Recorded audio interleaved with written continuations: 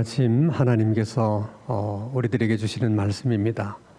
신약성경 사도행전 10장 1절에서 8절의 말씀입니다. 신약성경 204면 사도행전 10장 1절에서 8절까지의 말씀을 제가 봉독합니다. 하나님의 말씀을 경청하시기 바랍니다. 가이사라에 고넬료라 하는 사람이 있으니 이달리아라 부데라 하는 군대의 백부장이라.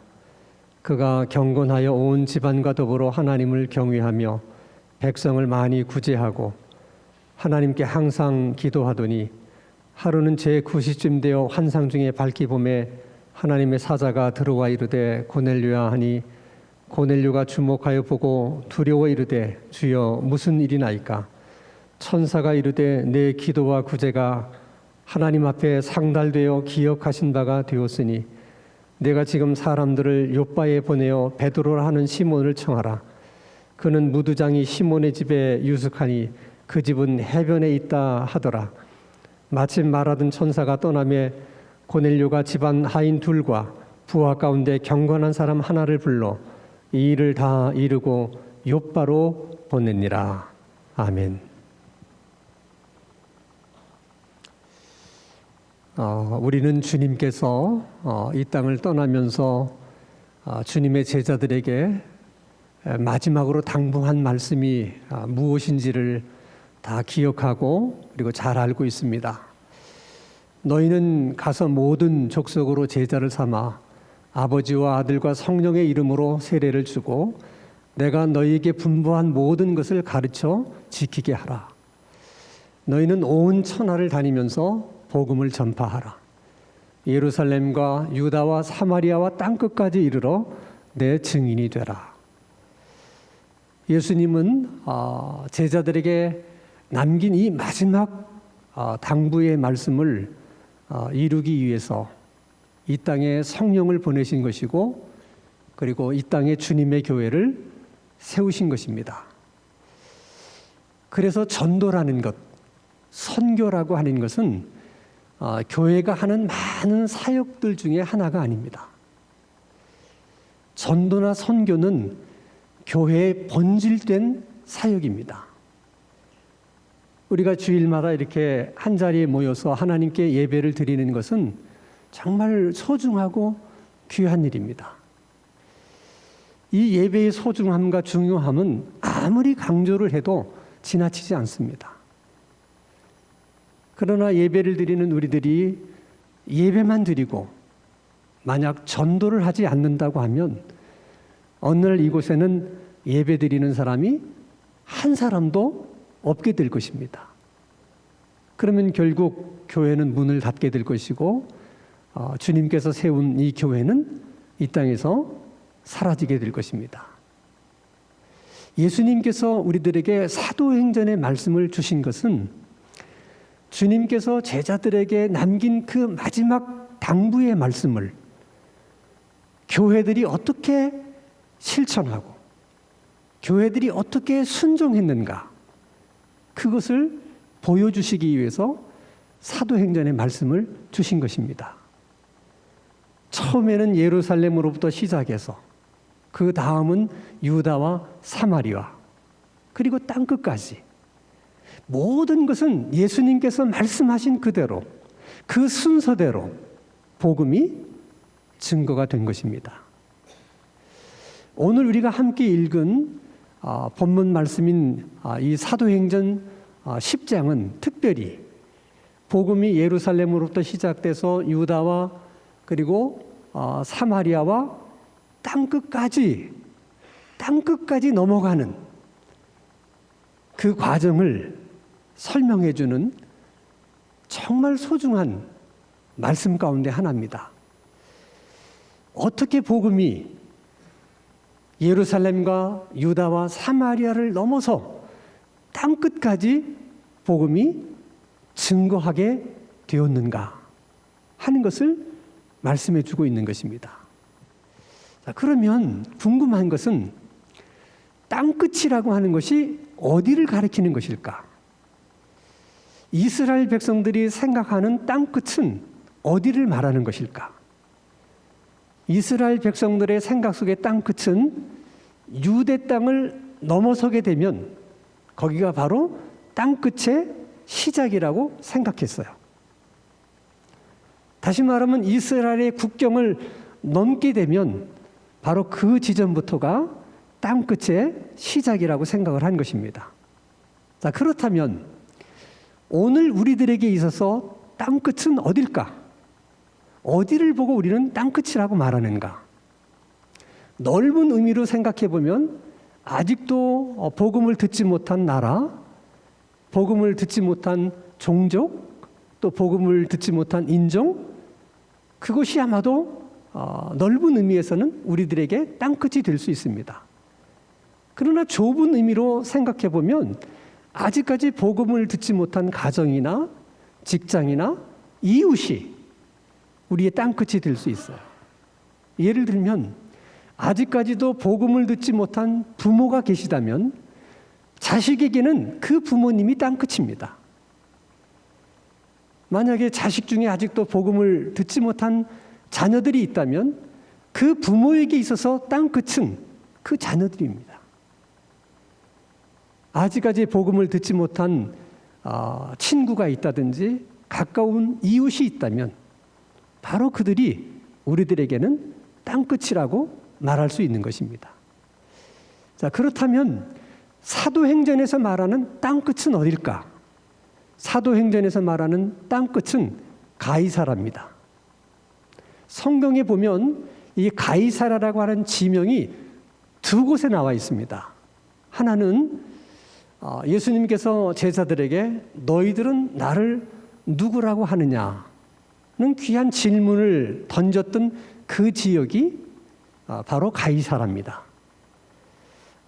이스라엘의 최북단에 있는 도시고 헐몬산 바로 밑에 있는 아주 아름다운 도시, 거기가 가이사라입니다. 그리고 다른 한 곳의 가이사라는 예루살렘에서 지중해 해변을 따라서 한 100km 정도쯤 올라가게 되면 아주 아름답고 큰 항구 도시가 나옵니다. 그게 가이사라예요. 근데 이 가이사라는 예수님 당시에 헤롯 대왕이 건설을 했습니다. 이 헤롯 대왕은 건축에 관한 아주 탁월한 재능과 또 식견이 있었어요. 그래서 예루살렘 성전도 그가 직접 디자인을 해서 건축을 했지만은 이 가이사라라고 하는 것도 사실은 항구가 원래는 아니었는데 많은 인력을 동원해서 인공적으로 항구를 만들어서 그것을 도시로 조성을 합니다. 그건 엄청난 인력이 투입이 돼서 이루어진 공사인데 그런 발상을 어떻게 했는지가 정말 감탄스러울 만큼 아름다운 도시를 만들어내요. 근데 그 헤롯 대왕이 무엇 때문에 그 가이사라라고 하는 그 도시를 만든 것일까? 그것은 로마의 황제 가이사에게 충성하기 위해서 그 아름다운 항구 도시를 만들어서 가이사에게 바친 것입니다. 그래서 그 지역의 이름이 가이사라라고 명명이 된 것입니다. 그래서 이 가이사라에는 로마의 총독부도 있었고 군사령부가 있었습니다. 그래서 예루살렘뿐만 아니라 그 팔레스타인 전 지역을 관할하고 통치하는 전략적으로 아주 중요한 요충지가 가이사라입니다.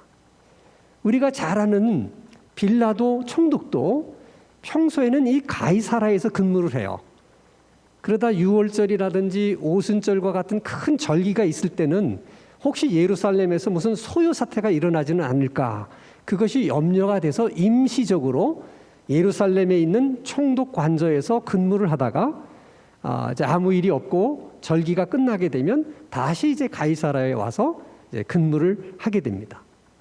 자, 오늘 우리가 함께 읽은 사도행전 10장의 이야기는 바로 이 가이사라에서 근무하는 백부장 고넬료에 관한 이야기입니다. 우리가 성경을 보게 되면 정말 셀 수도 없는 많은 이름들이 성경에 등장합니다. 성경에 기록된 그 많은 이름들을 우리가 다 알 필요는 없어요. 그렇지만은 정말 중요한 인물들, 중요한 이름들은 우리가 꼭 기억하고 알 필요가 있습니다. 뭐 아브라함이라든지 모세라든지 뭐 다윗이라든지. 고넬료는 우리가 꼭 알아야 될 사람, 기억해야 될 이름 중에 들어가는 사람입니다. 왜 고넬료가 그처럼 중요한 인물인가? 그것은 땅끝이 시작되는 그곳에서 얻은 첫 번째 복음의 열매이기 때문에 그렇습니다. 좀 더 쉽게 이야기하면 많은 이방인들 중에서 첫 번째로 크리스찬이 된 사람이 고넬료이기 때문에 고넬료라고 하는 이름이 매우 중요한 것입니다. 여러분, 많은 이방인들 중에서 첫 번째로 예수 믿는 크리스찬이 되었다. 이것은 기독교 역사로 보면 정말 역사적으로 한 획을 그을 만한 대단히 위대한 일이고 중요한 일이에요. 그렇기 때문에 고넬료 자신의 입장에서 생각해 보면 이것은 더할 수 없는 영광입니다. 모든 이방인들 중에서 처음으로 예수를 믿는 사람이 되었고 크리스찬이 되었다. 이보다 더 영광스러운 일이 어디 있겠습니까? 그러면 정말 이 역사적인 이런 일이 우연하게 생긴 일이고 우연하게 일어난 일일까? 그렇지는 않았을 것입니다. 마치 많은 사람들 중에 아브라함을 부르셔서 믿음의 조상으로 삼았던 것처럼 많은 이방인들 가운데 고넬료를 선택하셔서 첫 번째 크리스찬으로 하나님이 삼으신 것은 아닐까? 그러면 하나님은 어떤 이유에서 그 많은 이방인들 가운데 왜 하필이면 고넬료를 선택하신 것일까? 그것은 하나님께서 고넬료를 어떻게 평가하시는지에 대해서 우리가 좀 더 관심을 가지고 주목해 볼 필요가 있어요. 자, 사도행전 10장 2절 말씀을 보면 고넬료를 평가하는데 하나님이 첫 번째 던지는 말씀이 그가 경건하다. 그가 고넬료를 말하는 것입니다. 고넬료는 경건해서 온 집안과 더불어 하나님을 경외하고 백성을 많이 구제하고 하나님께 항상 기도하는 사람이다. 그렇게 하나님이 고넬료를 평가합니다. 특별히 그를 경건한 사람이라고 하나님이 부르셨다는 것이 놀라운 것입니다. 여러분, 경건한 사람이다. 저분은 참 경건하다. 이런 호칭은 아무에게나 붙이는 호칭이 아니에요. 유대인들 중에서도 특별히 서기관이나 바리새인들처럼 정말 그 율법에 열심히 있고 또 믿음에 상당한 식견과 열정이 있는 그런 사람들을 가리켜서 경건하다 이렇게 불러주는 것입니다. 그런데 유대인도 아닌 이방인을 가리켜서 경건하다, 경건한 사람이다 이런 호칭을 불러주는 것은 결코 쉬운 일이 아닙니다. 게다가 저 사람이 정말 경건한 사람인지 아닌지 사람은 판단하기가 매우 어렵습니다. 이유는 사람은 겉과 속이 다르잖아요.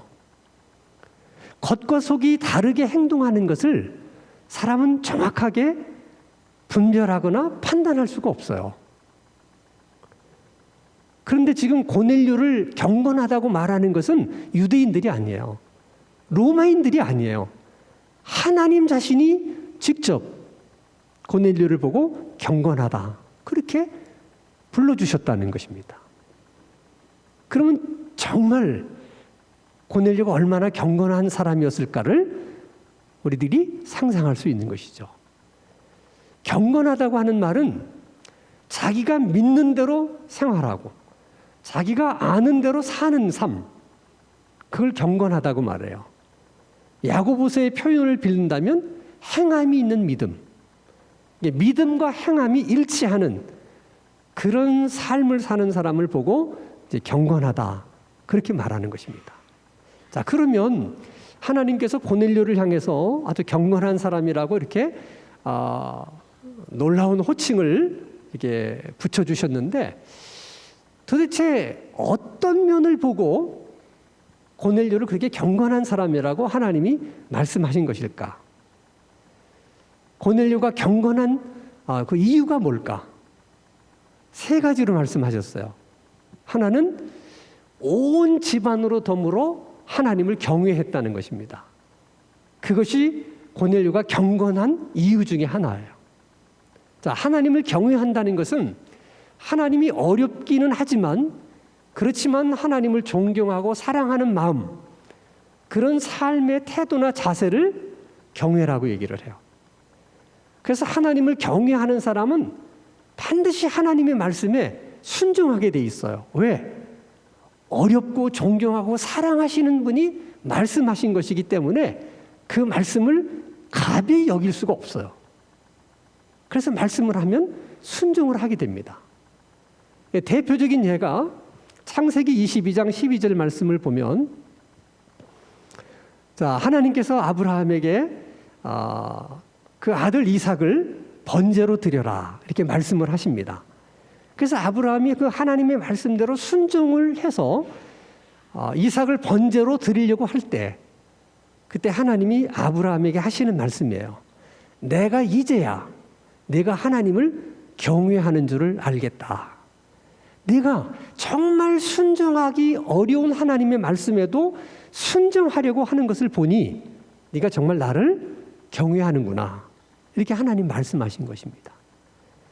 아브라함의 입장에서는 어떻게 자기 아들을 번제로 드릴 수 있습니까? 상식적으로도 이해가 되지 않는 이 일을 왜 아브라함은 순종하려고 했을까? 하나님을 경외했기 때문에 그렇다는 것입니다. 중요한 것은 고넬료 혼자 하나님을 경외하는 것도 쉬운 일이 아니지만, 온 집안 식구들이 다 함께 하나님을 경외한다는 것은 더더군다나 어려운 일이에요.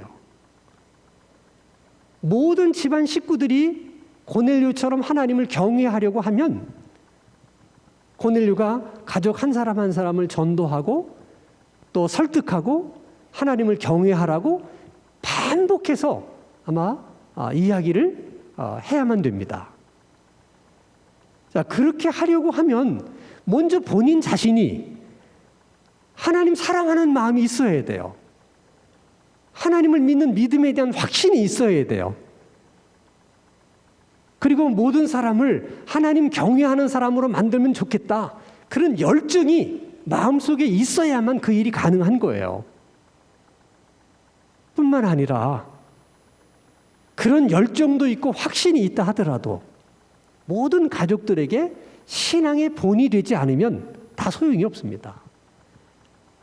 아무리 천사의 말로 너도 하나님을 경외해라, 아무리 설득하고 얘기해도 본인이 믿음의 본이 되지 않으면 누가 그 말을 따르겠습니까? 근데 온 집안으로 더불어 다 하나님을 경외했다고 하는 것은 고넬료는 하나님에 대한 믿음의 확신, 또 사랑에 대한 열정도 있었을 뿐만 아니라 가족들이 보면서 신앙의 본이 되는 사람이었다. 그런 것입니다. 그래서 하나님이 정말 고넬료는 경건한 사람이다. 이렇게 평가를 하신 것입니다. 두 번째 그가 경건하다고 하는 이유는 백성들을 많이 구제했다는 거예요. 자, 어려운 사람을 구제하는 것은 고넬료가 살던 그 시절이나 지금이나 별반 다르지 않습니다. 어려운 사람을 구제하는 것은 돈이 있다고 할 수 있는 게 아니에요. 그 어려운 사람을 볼 때 불쌍히 여기는 마음이 있고 긍휼히 여기는 마음이 내 마음속에 생겨야 도울 수 있는 것이지, 그 마음이 없는데 어떻게 도울 수 있겠어요? 문제는 그 어려운 사람을 볼 때 긍휼히 여기는 마음과 불쌍히 여기는 마음이 내 마음대로 생길 수 있느냐 하는 거예요. 내가 긍휼히 여기겠다고 마음만 먹으면 긍휼히 여겨집니까? 내가 불쌍히 여기겠다고 마음을 먹으면 불쌍히 여기는 마음이 생깁니까? 우리의 마음은 우리의 마음임에도 불구하고 우리 마음대로 할 수 없는 게 우리 마음이에요. 그래서 어려운 사람을 구제하는 것이 쉬운 일이 아닙니다. 그리고 고넬료가 백성들을 많이 구제했다고 하는 것은 하루에 100명, 200명, 300명을 구제했다고 하는 그런 의미가 아니라 어려운 사람들을 매일같이 꾸준히 어려운 사람을 볼 때마다 구제했다. 그런 의미에서 백성들을 많이 구제했다. 그렇게 말씀하는 것입니다.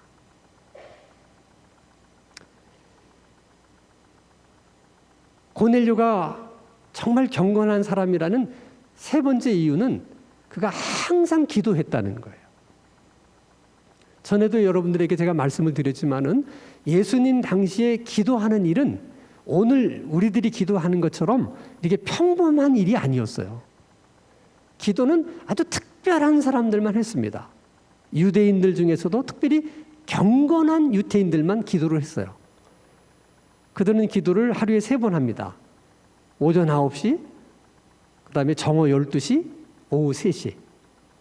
이렇게 하루에 3번씩 시간에 맞춰서 기도하는 것을 가리켜서 항상 기도한다. 그렇게 말을 합니다.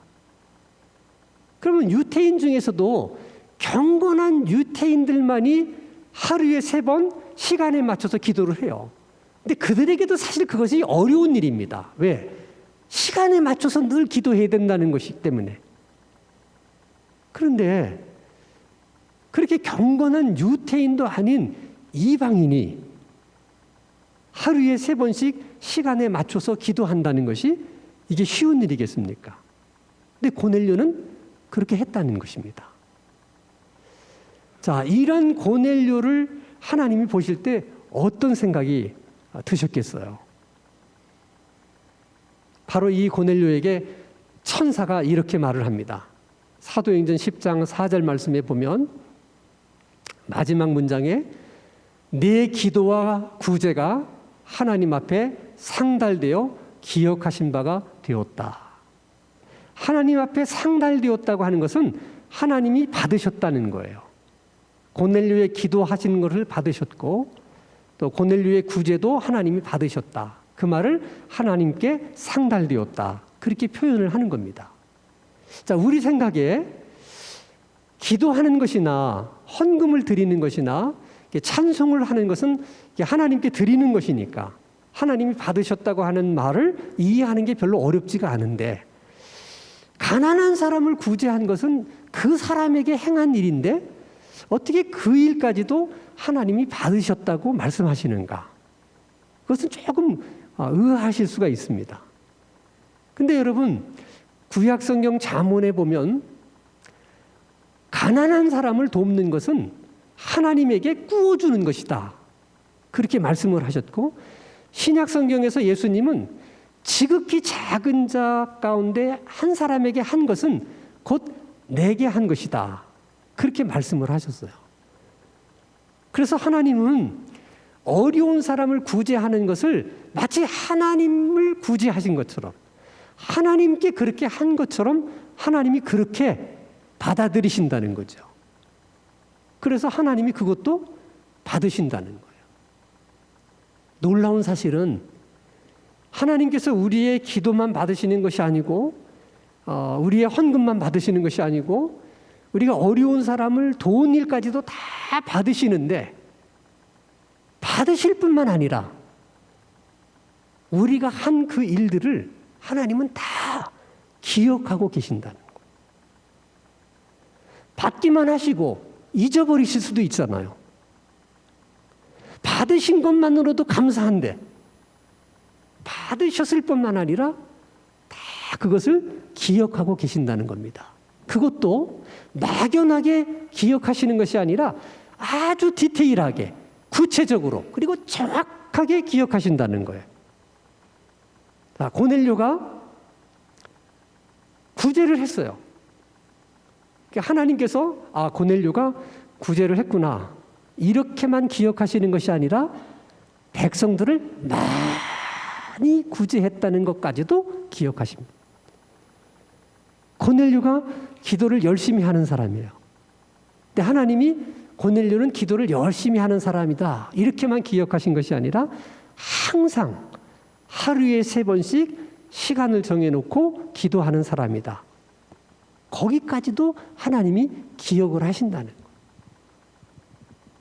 하나님이 아주 세심하시게 우리를 기억하신다는 거예요. 우리는 그런 하나님을 종종 잊고 살 때가 많습니다.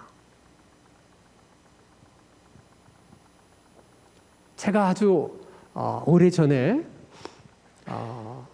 세계에서 가장 큰 선교단체 중에 하나가 YM이라고 하는 선교단체가 있는데, 그 YM에서 여름마다 선교사님이나 또 목사님들을 위해서 2주간 특별 세미나를 했습니다. 그거 하는 이유는 목회하다가 이제 지친 목사님들, 선교를 하다가 지친 선교사님들을 이제 위로하고 회복하는 그 사역을 위해서 특별히 이제 2주간의 프로그램들을 만들어서 이제 그 세미나를 하는 거죠. 그래서 그곳에 오신 분들은 다 목회하다 지치고 상처받고 선교하다가 힘들어서 뭐 선교를 그만둘까, 뭐 다른 곳으로 선교지를 옮길까, 이렇게 갈등하는 이런 분들이 주로 많이 모인 거예요. 그래서 이제 매 시간 이제 회복하는 그런 프로그램들을 진행을 하는데, 그 중에 예언의 은사를 받은 어떤 분이 예언 사역을 하셨어요. 제가 보기에 한 60대쯤 보이는 여성분인데, 목사님도 아니고 전도사님도 아니세요. 그냥 평신도이신데, 거기에 온 이제 뭐 선교사님이든 목사님이든 기도를 받기를 원하는 사람들은 이제 본인이 기도를 해주겠다, 예언 사역을 해주겠다. 그래서 이제 많은 분들이 이제 가서 이제 기도를 받는데, 아프리카에서 온 여자 선교사님이 이제 차례가 됐어요. 근데 그 여자 선교사님도 선교주에서 너무 어렵고 힘든 일이 많아가지고 정말 이제 마음의 상처를 가지고 온 거예요. 그래서 자기가 선교지를 옮겨야 될지 아니면 선교사 일을 그만둬야 될지 굉장히 갈등하면서 온 거예요. 근데 그분을 위해서 이제 그 예언 사역자가 기도를 하는데, 첫 마디가 하나님께서 너에게 이렇게 말씀하신다, 너에게 이렇게 말하라고 하나님께서 말씀하신다. 그러면서 하시는 말씀이, 네가 아프리카 땅에서 선교를 하다가 힘들고 어려울 때마다 누구에게도 그 너의 그 아픈 마음을, 답답한 마음을 이렇게 말할 수 있는 사람이 없어서 그때마다 네가 큰 나무 밑에 와서 거기에 앉아서 하나님께 기도한 그 모습을 내가 기억하고 있다. 네가 그 큰 나무 밑에 앉아서 기도하는 네 모습을 내가 보고 알고 있다. 이렇게 말하니까 그분이 막 울기 시작하는 거예요. 막 엉엉 우는 거예요. 그 왜 우는지 내가 물어봤어야 되는데 안 물어봤기 때문에 왜 우는지는 모르겠어요. 근데 아마도 내 짐작에는 정말 자기가 그 커다란 나무 밑에서 기도할 때 자기가 기도하는 걸 누가 알겠습니까? 근데 그것을 하나님이 알고 계신다고 하는 그 말에 너무 감격스러워서 울지 않았을까? 또 한편으로는 우리가 기도하면 하나님이 다 들으신다는 걸 우리는 다 알아요. 그 선교사님도 잘 알고 있었을 것이고 또 사람들에게 그렇게 가르쳤을 거예요. 그러나 정작 자기가 힘들고 어려울 때 그렇게 하나님 앞에 간절히 기도하고 또 기도하고 기도했는데 아무런 응답이 없을 때 지치지 않겠습니까? 그리고 한편으로는 또 하나님을 원망하고 싶은 마음이 왜 없겠습니까?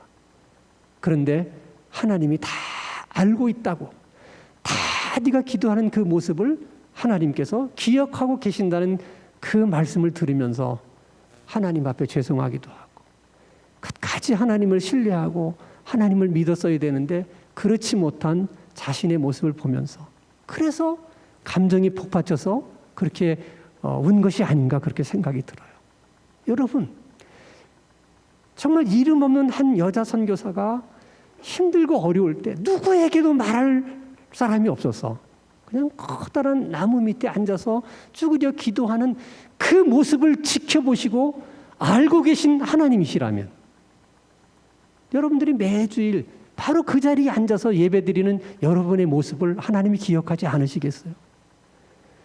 새벽이면 여러분들이 이 교회에 나와 어딘가에 앉아서 누가 보든지 안 보든지 앉아서 기도하는 그 모습을 하나님이 기억하지 않으시겠어요? 수요일이면 여러분들이 나와서 그 어떤 한 자리에 앉아가지고 흐느껴 울면서 하나님께 부르짖는 그 기도의 모습을 왜 하나님께서 모르시겠습니까? 다 하나님은 알고 계시고 기억하시는 하나님이신 줄로 믿습니다. 천사는 이 고넬료에게 또 한 가지 말씀을 전합니다. 사도행전 10장 5절에서 6절 말씀을 보면 네가 지금 사람들을 요빠에 보내서 베드로라 하는 시몬을 청하라. 예수님의 수제자 베드로를 청하라는 거죠. 그는 무두장이 시몬의 집에 유숙하니 그 집은 해변에 있다. 그러니까 지금 베드로가 어디에 있는지도 말씀해 주시고 그 집이 또 어디쯤에 있는지까지를 다 얘기를 해주세요. 그리고 베드로를 초청하라는 거예요. 그 왜 하나님께서 고넬료에게 베드로를 초청하라고 그랬을까? 그렇게 경건한 고넬료의 모습을 보면서 이방인으로서 그렇게 정말 경건한 삶을 사는 고넬료의 모습을 보면서 하나님의 마음이 얼마나 감동이 됐겠어요. 오죽하면 천사를 보내서 내 기도와 구제가 하나님 앞에 상달되었다, 기억한 바 되었다고 말씀하시겠습니까?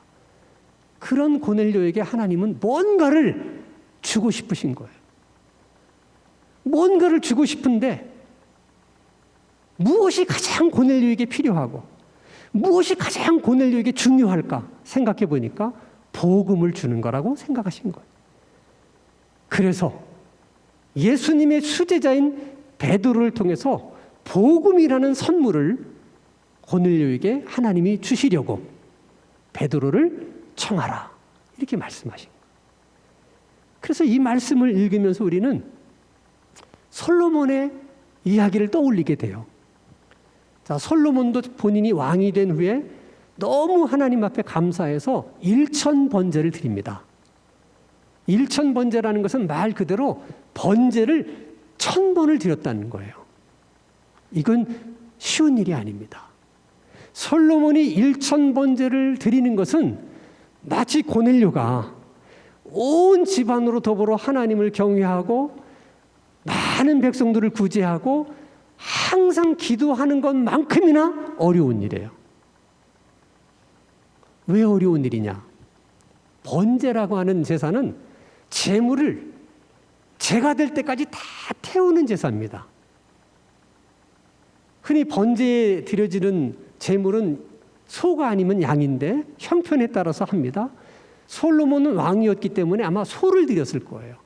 그럼 여러분 소를 끌고 와서 안수한 다음에 제사장이 그 소의 가죽을 벗기고 각을 뜨고 물로 씻고 그거 소 한 마리를 다 태웁니다.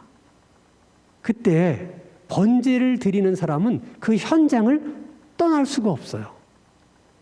그 제물이 자기를 대신하고 있는 거기 때문에 그 소 한 마리가 완전히 제가 돼서 태워질 때까지 거기 계속 지켜보고 서 있어야 돼요.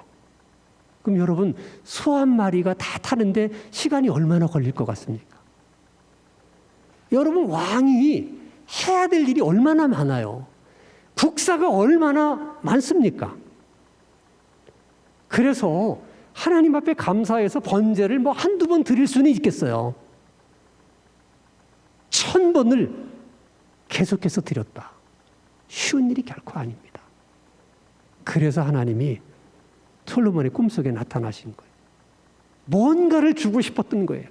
그런 솔로몬을 보면서 내가 너에게 무엇을 줄고 원하는 것이 있으면 말해봐라.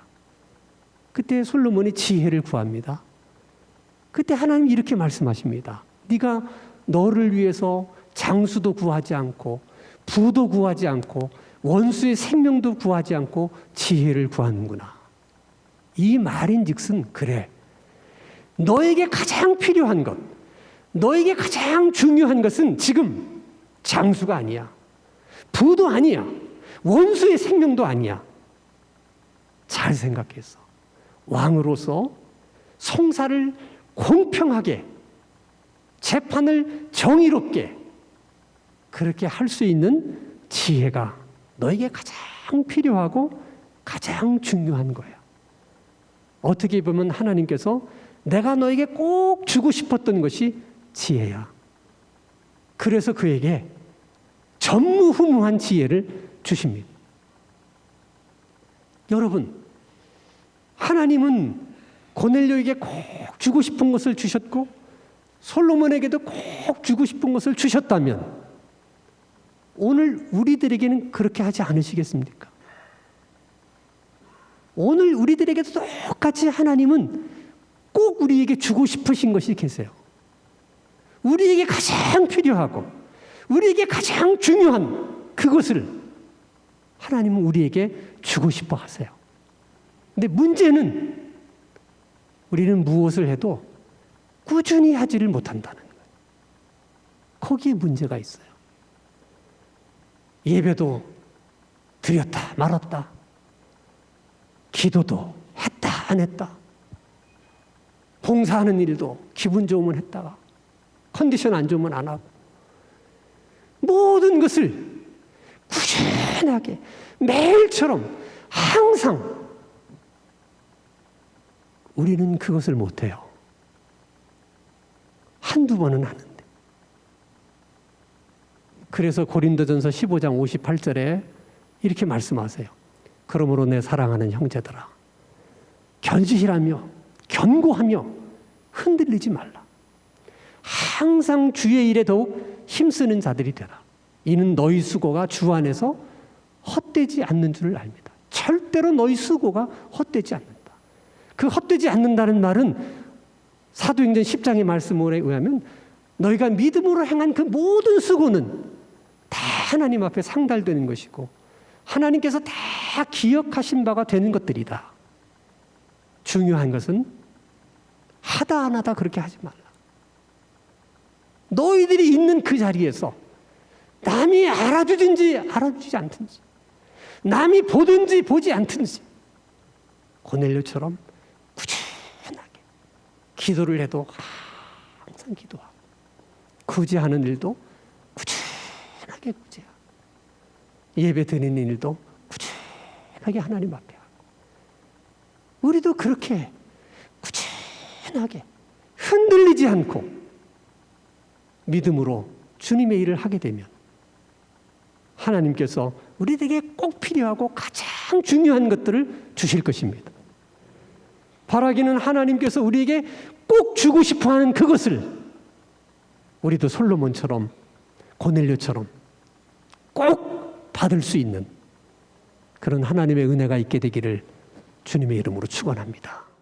거룩하신 아버지 하나님, 믿음이 부족한 저희들에게 주님께서 이 땅에 교회를 왜 세우셨는지 그 세우신 이유를 다시 한번 생각하고 기억할 수 있는 은혜를 주시옵소서. 성령의 임재를 사모하는 간절한 마음을 저희들에게 주시고 복음 전하는 일에 더욱더 열심히 있는 우리 교회가 되게 하여 주시옵소서. 예수 그리스도 이름으로 기도하옵나이다. 아멘.